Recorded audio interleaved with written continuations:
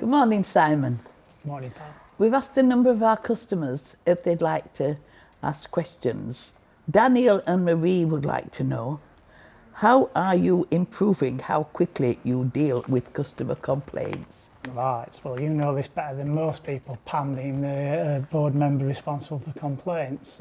We recognise that improving the time that we take to respond to complaints drives customer satisfaction around the complaints process, so it's really important to us that we get that right.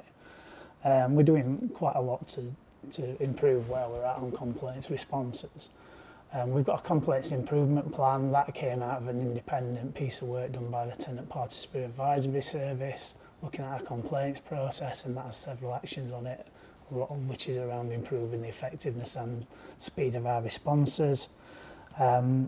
We always do aim to deal with clients quickly, but we also want to make sure the outcome's right for customers, so we focus heavily on that and making sure we understand the outcome customers are looking for, and try and deliver that as quickly as possible.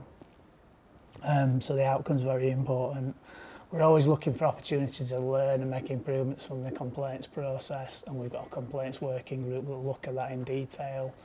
We'll review a number of complaints, look at what customers are telling us about their kind of experience during the complaints process, but also of our general services, and make improvements to kind of our policies and procedures as a result of it.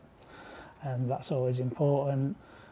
Senior members of staff are involved in reviewing complaints at the second stage, or sometimes at the first stage of our process, to make sure we're getting it right for customers, and challenging us that we're doing that.